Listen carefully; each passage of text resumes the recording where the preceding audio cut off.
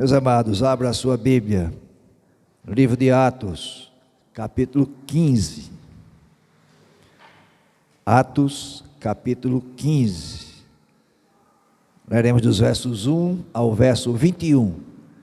É o texto que vai nos servir de direcionamento para a nossa exposição nessa noite. Atos 15, de 1 a 21. Diz assim a palavra de Deus: alguns indivíduos que foram da Judeia para Antioquia ensinavam aos irmãos: se vocês não forem circuncidados segundo o costume de Moisés, não podem ser salvos. Tendo surgido um conflito e grande discussão de Paulo e Barnabé com eles, foi resolvido que esses dois e mais alguns fossem a Jerusalém, aos apóstolos e presbíteros, para tratar desta questão. Encaminhados, pois, pela igreja, atravessaram as províncias da Fenícia e Samaria, e narrando a conversão dos gentios, causaram grande alegria a todos os irmãos. Quando chegaram a Jerusalém, foram bem recebidos pela igreja, pelos apóstolos e pelos presbíteros, a quem relataram tudo o que Deus havia feito com eles. Mas alguns membros do partido dos fariseus, que haviam crido, se insurgiram dizendo: é necessário circuncidá-los e ordenar-lhes que observem a lei de Moisés. Então os apóstolos e os presbíteros se reuniram para examinar a questão.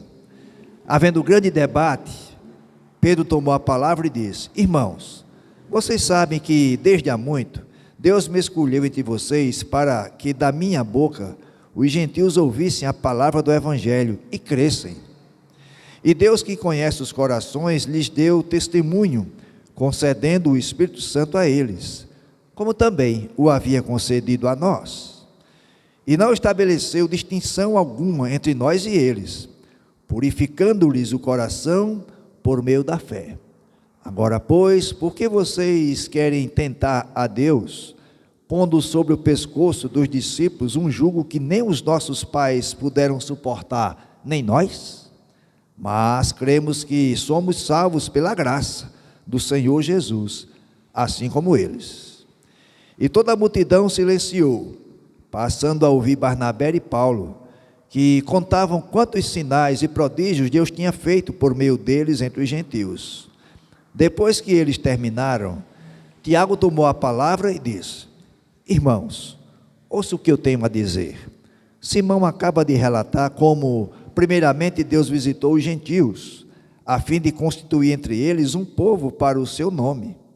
Com isso concordam as palavras dos profetas, como está escrito: depois disso voltarei e reedificarei o tabernáculo caído de Davi, reedificarei as suas ruínas e o restaurarei, para que o restante da humanidade busque o Senhor, juntamente com todos os gentios, sobre os quais tem sido invocado o meu nome.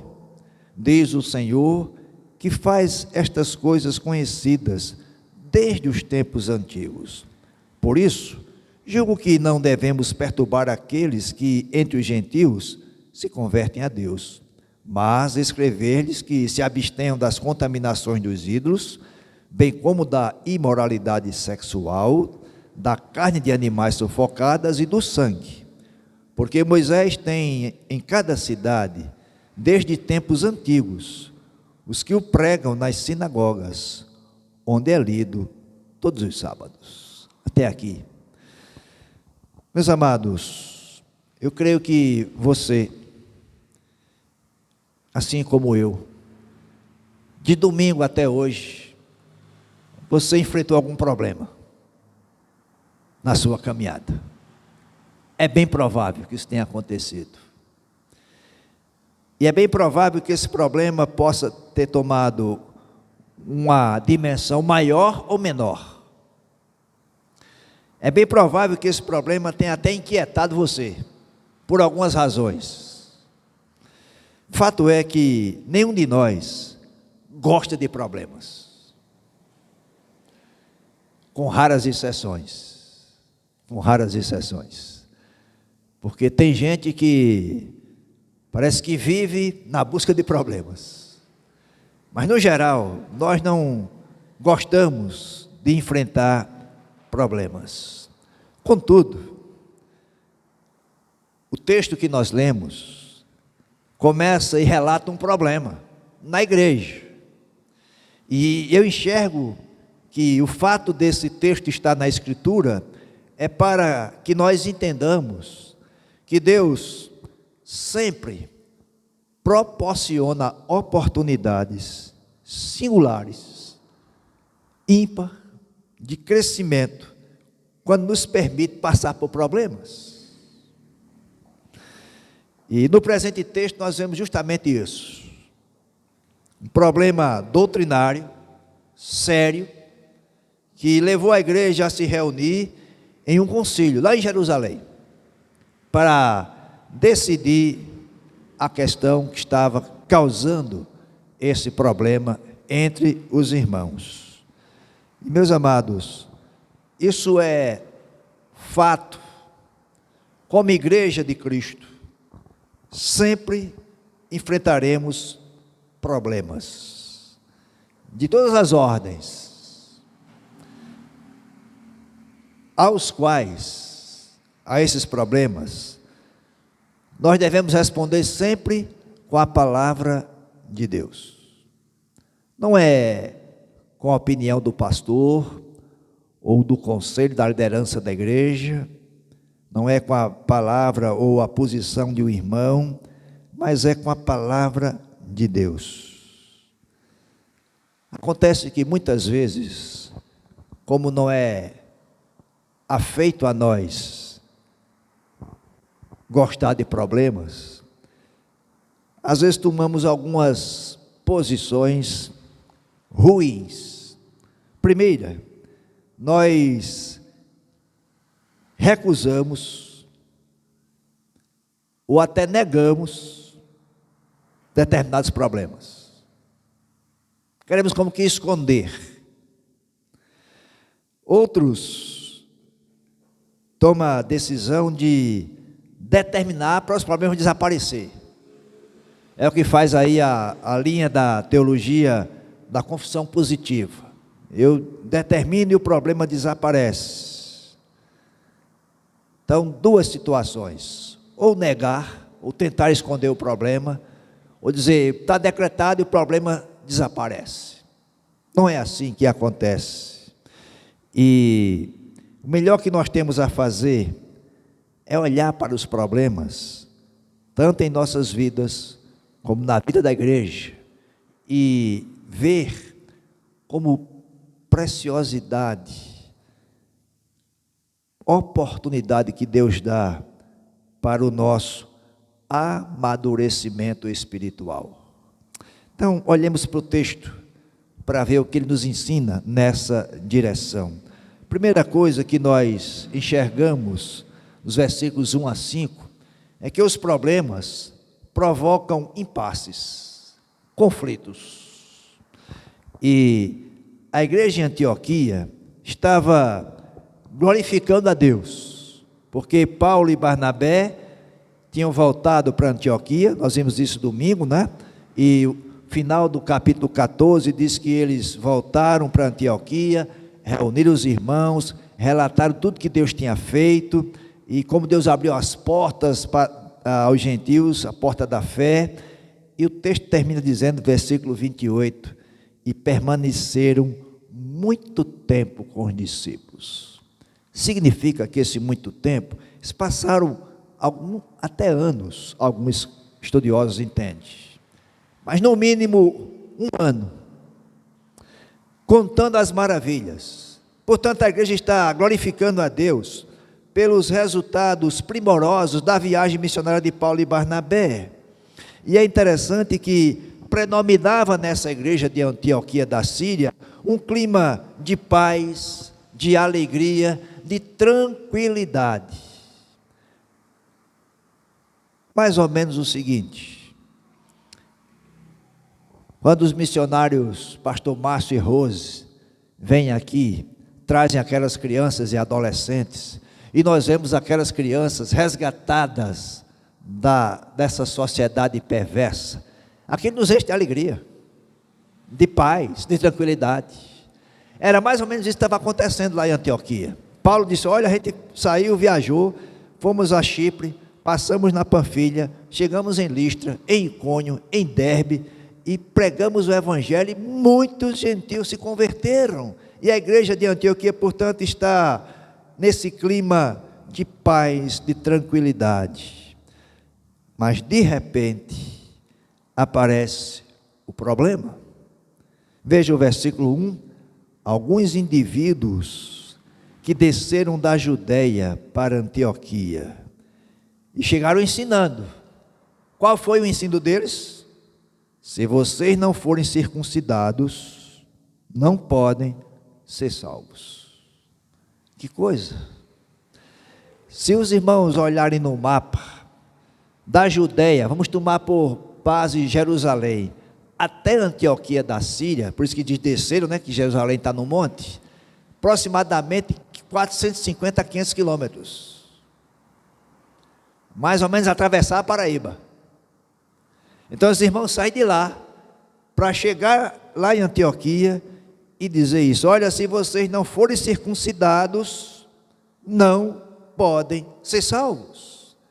Me parece que toda aquela alegria da igreja de Antioquia agora tomou como que um balde de água fria. E é interessante que esses irmãos que desceram da Judeia, o problema está dentro de uma conjuntura, de um costume judaico. Esses irmãos nem judeus eram, a maioria eram gentios. Mas note que estes indivíduos estavam dizendo que, em outras palavras, o sacrifício de Cristo, que Paulo pregou para vocês, não é suficiente para salvá-los. Tem que ser o sacrifício de Cristo, mais a circuncisão. Ou seja, a graça de Deus necessita de reforços. É isso que eles estão ensinando naquela igreja. Portanto, meus amados, a gente vai ver na continuidade do texto que esses irmãos que desceram da Judeia, porque diz indivíduos, mas eram judeus que tinham se convertido, boa parte deles, eles estão na verdade trazendo uma heresia, e precisava ser combatida. Note que, diz o texto, houve da parte de Paulo e Barnabé uma contenda e não muito pequena discussão com eles. Verso 2 diz isso: surgiu um conflito e uma grande discussão de Paulo e Barnabé com eles. Ou seja, Paulo e Barnabé vai dizer: não é assim, a graça de Deus é suficiente. Esses irmãos nossos agora gentios, eles entenderam isso, a graça chegou para eles, não precisa de circuncisão para ser salvo. Mas a mensagem desses indivíduos que vieram da Judéia era essa. E diz o texto que a discussão e o conflito foi grande, que não deu para ser resolvido. O que é que acontece então? Aí é necessário buscar ajuda da liderança. Quem é essa liderança? Os apóstolos e presbíteros lá de Jerusalém. A igreja primeira, né? A igreja mãe, vamos dizer assim. E agora esses irmãos vão se dirigir para a Jerusalém para resolver ou tentar resolver esse problema, esse conflito. Note que Paulo e Barnabé estão dizendo, testemunhando: nós vimos quanto Deus fez no meio desse povo, a poderosa mão de Deus no meio desses gentios, e nós não vamos abandonar isso de jeito nenhum, vamos continuar firmes com isso. E aí Paulo e Barnabé, meus amados, estão demonstrando um coração que ardia pelo Evangelho, estão demonstrando que o Evangelho, a graça de Deus, não pode ser substituída nem reforçada por nada. Estão dizendo que nós presenciamos isso, e como bons pastores, eles estão defendendo a igreja, confrontando a heresia, para manter a fé e o Evangelho. E meus amados, a fala de Paulo e Barnabé não resolveu a questão. Então, vamos a Jerusalém, onde estão os apóstolos e os presbíteros daquela igreja. E eles sabiam que a questão disso estava no centro da igreja. Então note que diz, versículo 2 ainda, foi resolvido que esses dois, no caso Paulo e Barnabé, e mais alguns, fossem a Jerusalém, aos apóstolos e presbíteros, para tratar dessa questão. Ou seja, vão agora buscar a liderança da igreja. Agora observe o versículo 3. Encaminhados, pois, pela igreja, atravessaram as províncias da Fenícia e Samaria. Agora veja o que é que eles vão fazendo enquanto atravessam. Vão narrando a convenção dos gentios. Notaram que não sai do coração de Paulo e Barnabé os feitos que Deus fez entre os gentios. Passaram pelas Fenícia e Samaria. Fenícia hoje, se você olhar no mapa, é o atual Líbano. Então passaram por lá, anunciando, dizendo, olha, Deus foi gracioso com os gentios e os salvou também. Agora observe, um fato interessante que Lucas sempre registra. Quando a palavra de Deus é anunciada, observe o que é que acontece. Final do versículo 3, causaram grande alegria a todos os irmãos. Várias vezes Lucas registra isso. Sempre que a palavra é anunciada, causa grande alegria. E Lucas continua, eles chegam a Jerusalém. Quando chegam lá, veja o registro de Lucas, versículo 4. Foram bem recebidos, primeiro pela igreja, como um todo, e pelos apóstolos e pelos presbíteros. Ou seja, foi uma boa recepção. E meus amados, é impressionante como uma mesma situação pode ser palco de conflitos. Ou seja, veja o que diz o final aí. Chegaram em Jerusalém, foram bem recebidos, relataram tudo o que Deus havia feito com eles. Alguns membros do partido dos fariseus continuaram dizendo, é necessário circuncidá-los. Note que na passagem, a mesma narrativa do que Deus tinha feito com os gentios, causou alegria nos irmãos. Em Jerusalém foram bem recebidos, portanto também alegria, mas membros do partido dos fariseus levantaram essa questão, ou seja, criaram um conflito. Os mesmos que estão aqui falando, não são aqueles que desceram à Judéia, provavelmente, são os que estavam em Jerusalém mesmo, faziam parte até da igreja, mas mantinham essa visão de que precisava circuncidar-se para ser salvo. Meus amados, e observem o que Lucas registra para nós, é que havia paz e tranquilidade em Antioquia, aparentemente também em Jerusalém. Quando chega Paulo e Barnabé e a comitiva de Antioquia, e vão narrando, dizendo o que aconteceu com os gentios, aquela paz se transforma em conflito. O que é que a gente entende aqui? Que me parece que a igreja de Jerusalém tinha se acomodado, tinha vivido no comodismo, e o comodismo é algo pernicioso no meio da igreja, porque além de impedir o crescimento, deixa a igreja estagnada. E o comodismo fortalece um pecado que nos incomoda demais, o tal do orgulho. Me parece que esse pessoal de Jerusalém, esses membros do partido dos fariseus, estavam bem demais, acomodados, vivendo a sua religião, estavam orgulhosos. Note que eles dizem que tem que seguir a lei de Moisés, como nós seguimos. Orgulho, portanto. Paulo poderia, como fez, dar o testemunho dele. Eu também fui fariseu. Eu sei o que é isso. Mas a graça de Deus é maior do que isso tudo. E é por isso que nós estamos narrando para vocês com toda alegria. E se a gente olha para a igreja de Jerusalém, a gente vê mais tarde uma igreja que é confrontada e é corrigida pelo Senhor Jesus. Me refiro à igreja de Laodiceia, lá nas cartas do Apocalipse, onde a igreja e o anjo da igreja, no caso o líder da igreja, diz: estou rico e abastado, não preciso de coisa alguma. Qual a resposta do Senhor? Você não sabe, você é infeliz, miserável, pobre, cego e nu. É isso que acontece quando a igreja se acomoda e, portanto, deixa o orgulho chegar lá.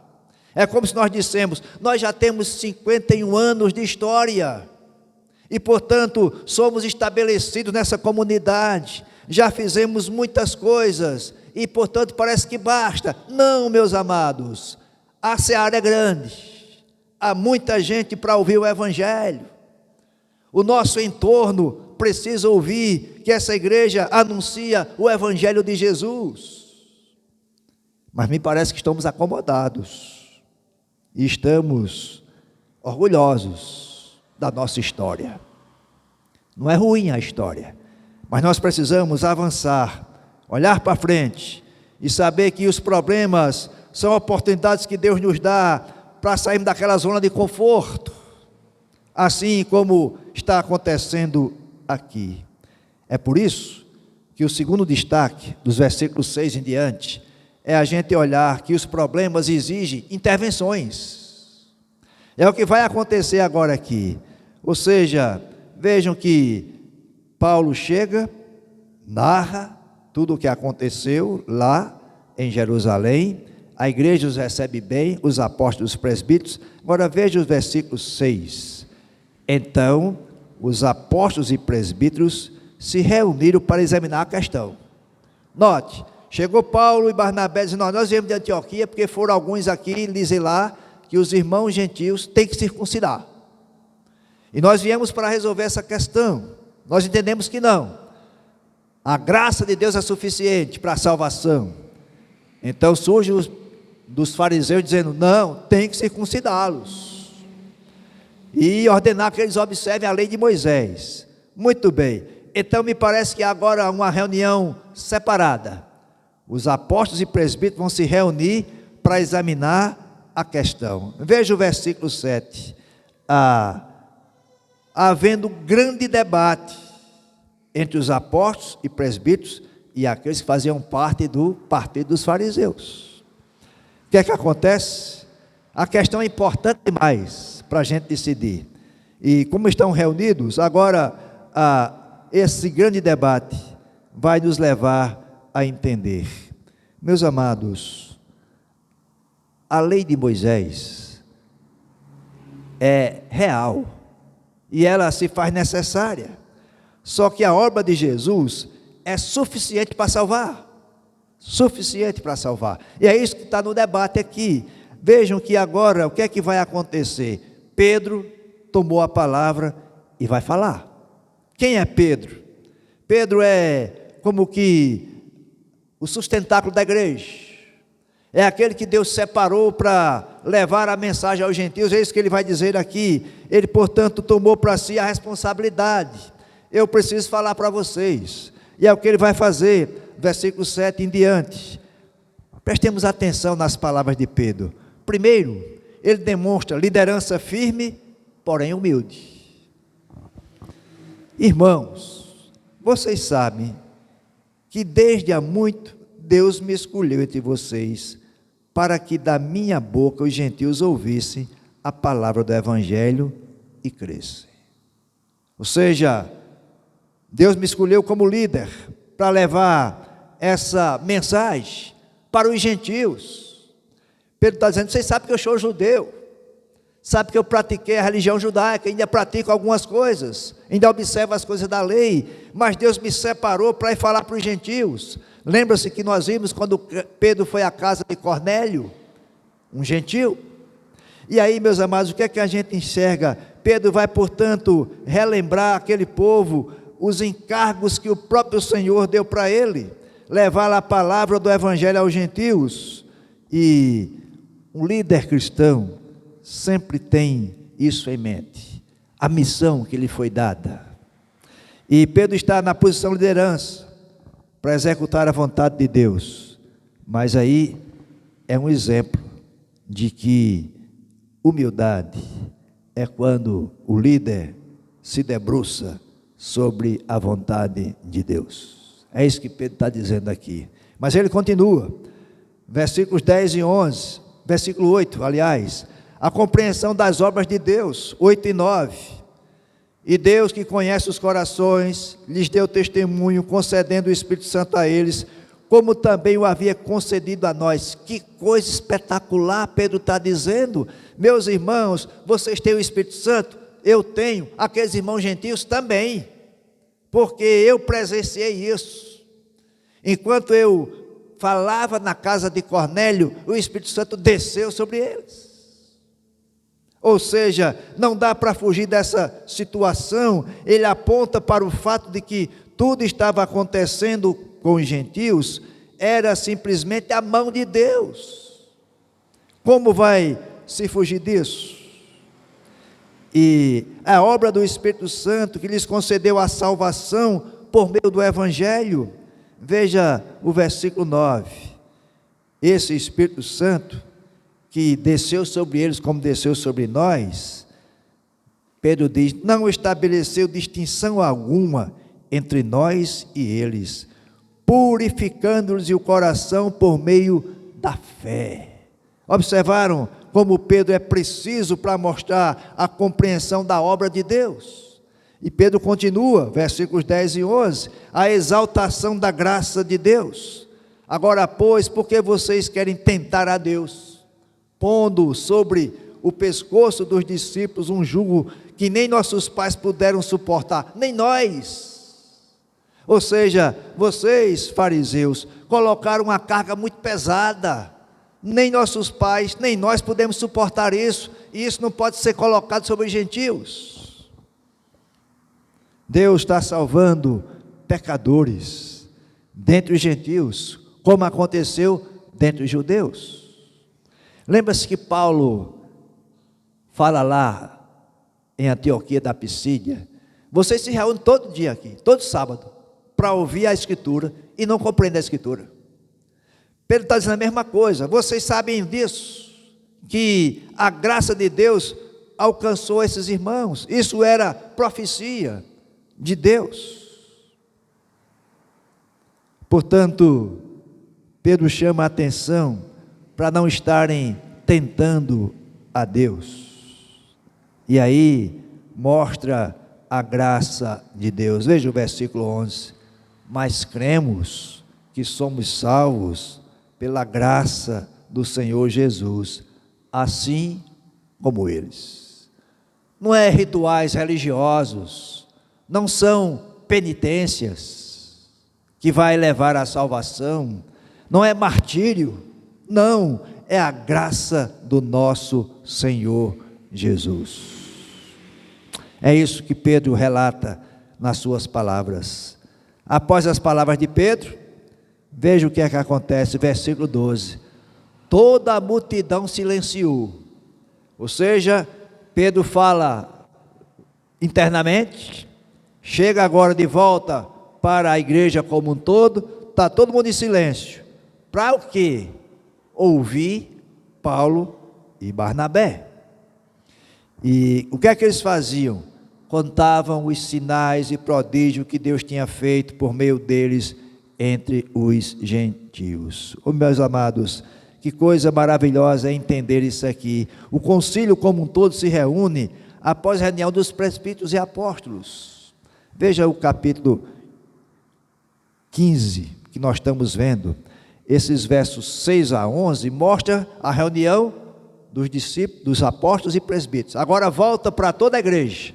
E aí Paulo começa a falar, Paulo e Barnabé. E vejam que é como mais ou menos assim, a reunião recomeçou, para entenderem o que está acontecendo. E agora chegou a hora de deliberar. O concílio é justamente isso, é uma reunião para deliberação. Mas o que é que acontece? Veja que Paulo e Barnabé estão falando e todos estão ouvindo. Agora, observe que a ênfase não está no que Paulo e Barnabé fizeram, mas no que Deus fez. Observaram o detalhe? Ao ouvir Barnabé e Paulo, que contavam quantos sinais e prodígios nós fizemos. É isso que tem no texto? Deus tinha feito por meio deles entre os gentios. A consciência de Paulo e Barnabé, portanto, é que são instrumentos nas mãos de Deus, e portanto essa igreja em Jerusalém precisa reconhecer que a graça de Deus, os prodígios que Deus realizou entre os gentios por intermédio de Paulo e Barnabé, foi simplesmente vontade soberana de Deus. Quando Paulo e Barnabé terminam de falar, chega Tiago. E aí ele toma a palavra e vai mostrar para nós as suas decisões como igreja e na palavra de Tiago. Quem é esse Tiago? Não é o apóstolo, já havia sido morto a essa época. É o irmão de Jesus, que se tornou uma coluna da igreja em Jerusalém. E Tiago vai, portanto, trazer essa palavra. Veja que após as palavras de Pedro para os apóstolos e presbíteros e os fariseus reunidos, depois de Paulo e Barnabé falar para todo o povo, agora Tiago toma a palavra para falar. Era o irmão de Jesus que está falando agora. E Tiago era uma coluna da igreja. Observe Gálatas capítulo 1, verso 19. Gálatas 1, 19. Paulo está relatando quando esteve com esse povo lá, e Paulo diz, e não vi outro dos apóstolos, a não ser Tiago, o irmão do Senhor. Então é esse que está agora aqui falando, vai falar para todos esses irmãos que estão reunidos lá nesse concílio. E sabe quem é esse Tiago? O irmão de Jesus. É o que escreveu a epístola de Tiago, tá, para nós no Novo Testamento. Tiago ficou conhecido como Tiago, joelho de camelo. Sabe por que isso? O camelo tem os joelhos bem grossos, porque o camelo está sempre se debruçando por causa do seu peso e da sua altura, e dobra as pernas que ficam no chão. Tiago ficou conhecido como Tiago, joelhos de camelo, por conta da sua vida de oração. Ah, meus amados, como nós precisamos ter joelhos de camelo, joelhos dobrados diante do Senhor, em oração. Tiago, portanto, é esse homem que o Senhor levantou. Lembre-se que ele não cria no irmão, quando o irmão estava anunciando a palavra, mas observe, primeira carta de Paulo aos Coríntios, capítulo 15, 1 Coríntios, capítulo 15, verso 7, 1 Coríntios 15, 7, está falando da ressurreição de Cristo, verso 6, depois foi visto por mais de 500 irmãos de uma só vez, dos quais a maioria ainda vive, porém alguns já dormem. Depois foi visto por Tiago, e mais tarde por todos os apóstolos. Esse Tiago aqui é esse mesmo Tiago, o irmão de Jesus, que passou a crer nele depois da sua ressurreição. Então Tiago toma a palavra agora e vai falar.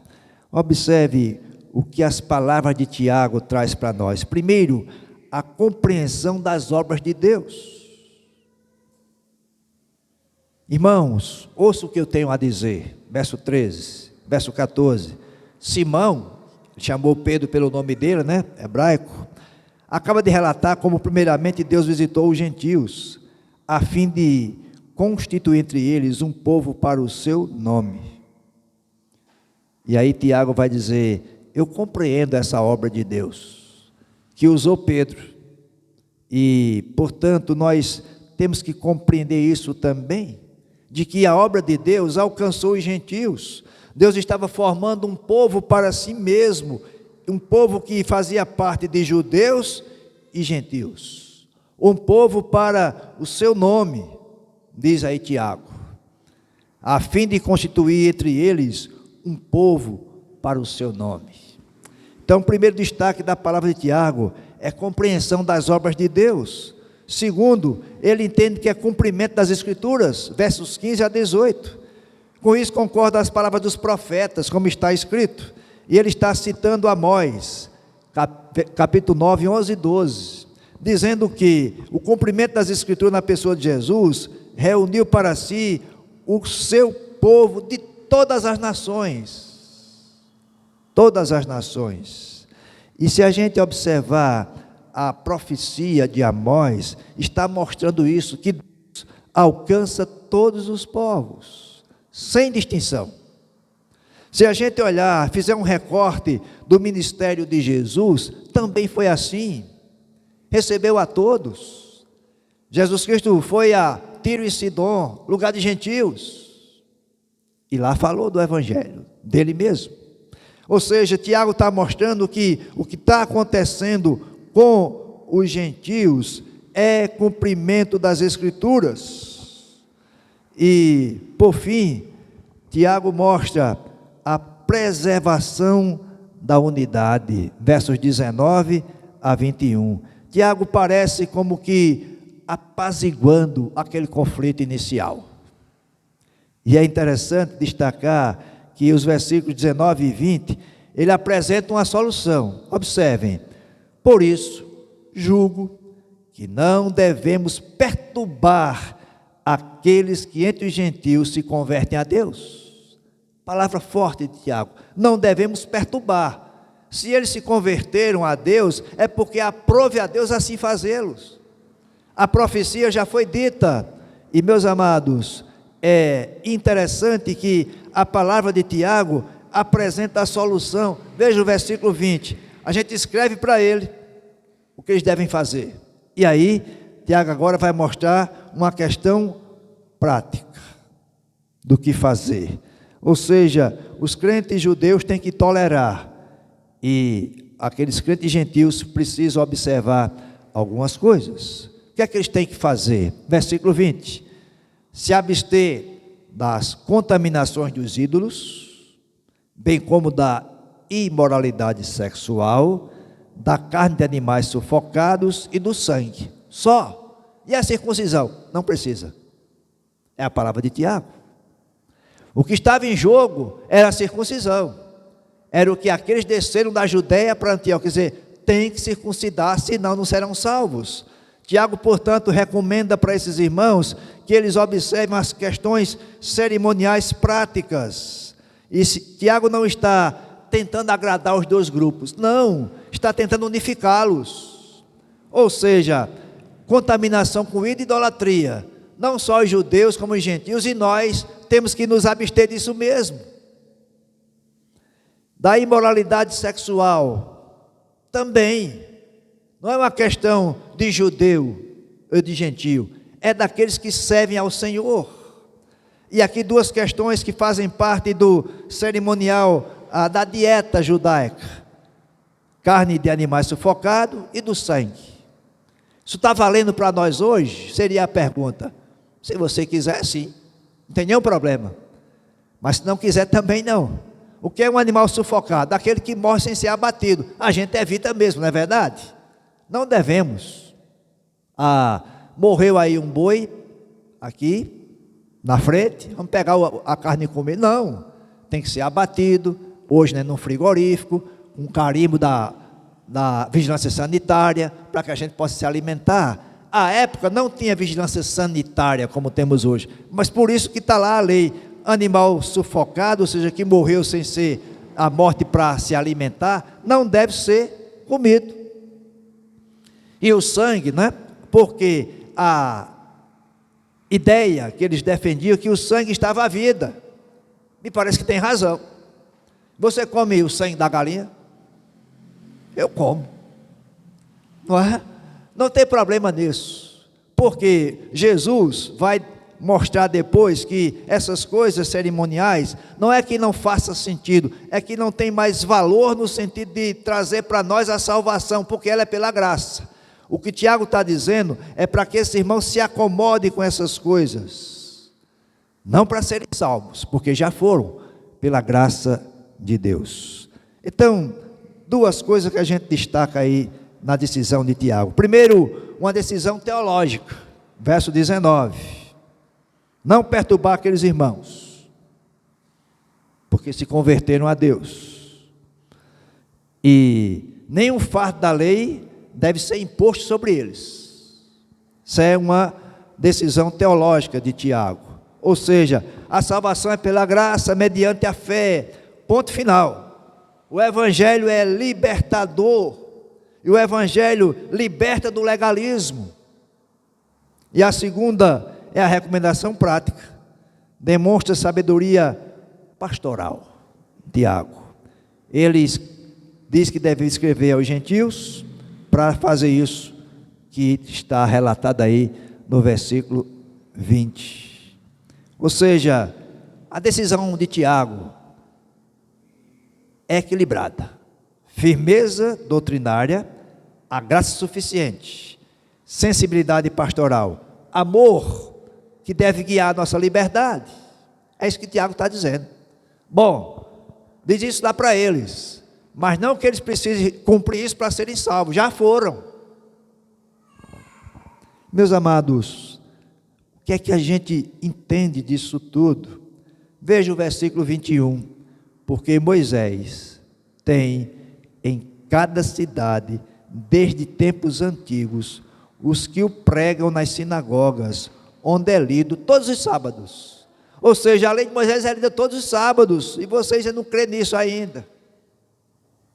Agora, esses irmãos gentios não precisam cumprir esses rituais, porque a graça de Deus alcançou, por intermédio de Pedro, e de Paulo, e de Barnabé, que alcançou esse mundo gentílico. Que lições nós podemos olhar desse texto para nós? Primeira, a defesa inabalável do Evangelho da graça.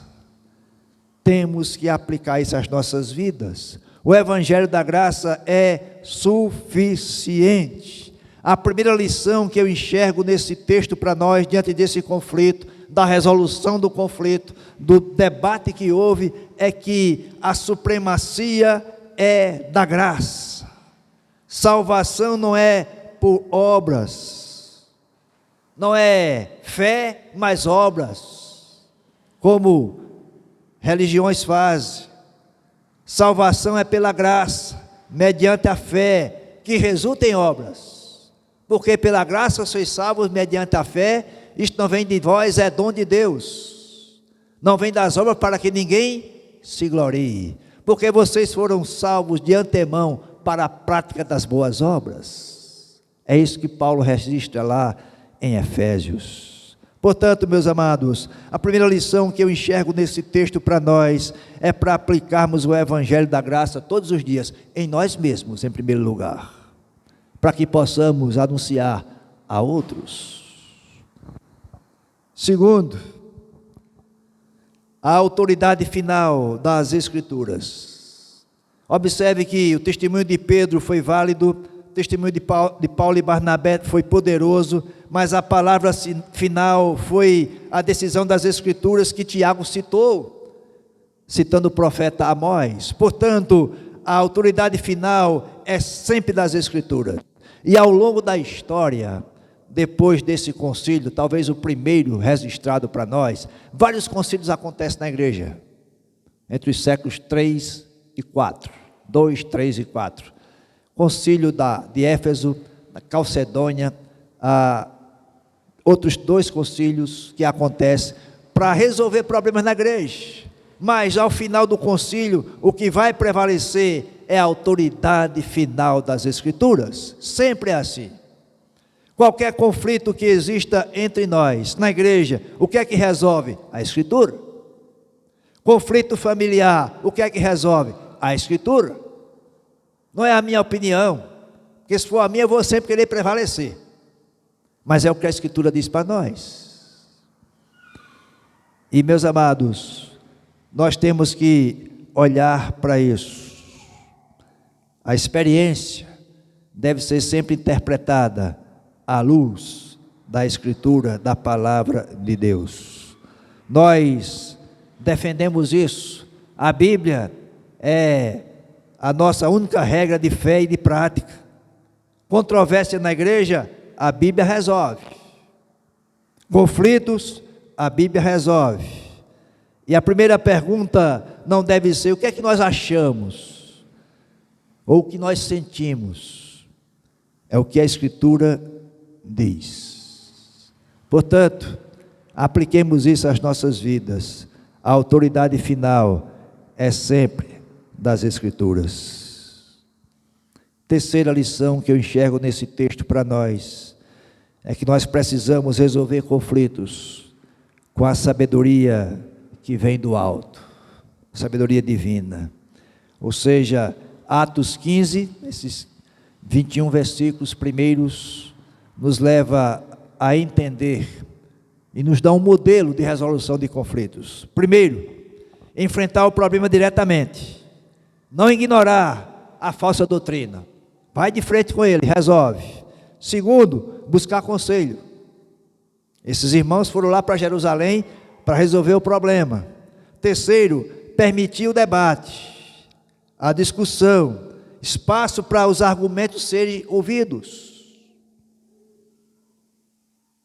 Depois, priorizar o testemunho, considerar como Deus está evidentemente operando, não há o que dizer.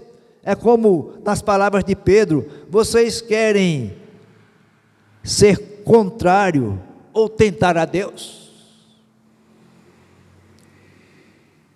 Então o testemunho é voltado para o que Deus está fazendo.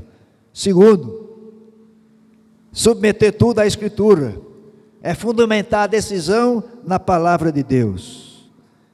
E por último, agir com amor e sensibilidade, buscar a unidade e evitar ofensas desnecessárias. E no debate, seja em que instância for, ele deixa de ser um debate sadio quando nós deixamos de argumentar, e no caso da igreja, com a palavra de Deus, para atacar a pessoa. Deixa de ser debate, passa a ser agora ofensas. E no reino de Deus, na igreja de Jesus Cristo, nós precisamos de unidade e de amor, e evitar as ofensas desnecessárias. Portanto, que sejamos assim, essa igreja que pode e com certeza enfrentará problemas, mas que saiba resolver os conflitos à luz da palavra de Deus, de frente com Ele, tratando uns aos outros em amor, entendendo que a unidade da igreja é a base para que ela anuncie o Evangelho. Que Deus nos ajude a caminhar assim para a glória dEle. Amém. Vamos orar. Senhor, mais uma vez na Tua presença nessa noite, nós louvamos o Teu nome, porque a Tua palavra nos ensina como nós precisamos resolver os conflitos, como nós precisamos olhar para a Tua palavra e nos pautar por ela e nela tão somente. Ó Pai bendito, que essa igreja seja relevante nesta comunidade, Que não sejamos orgulhosos de achar que já temos uma história construída, mas que possamos construir uma nova história, deixarmos um legado para as próximas gerações. Ó Pai bendito, desperta em nós esse desejo de anunciar a Tua palavra, a alegria de compartilhar do Teu Evangelho. Usa-nos como fizeste com Pedro, com Paulo, com Barnabé, com João, com Tiago, com Lutero, com Calvino, com tantos outros na história da igreja, Senhor. Usa-nos para a Tua glória e para a Tua honra, em nome de Jesus. Amém. Receba a bênção dos apóstolos. Que o amor de Deus, infinito e soberano amor, a graça de Jesus Cristo, graça salvadora, graça conciliadora, a comunhão, o discernimento, a presença, a alegria do Espírito Santo, esteja sobre todos nós e sobre todo o povo da face da terra, hoje e para sempre. Amém. Faça a sua oração em silêncio.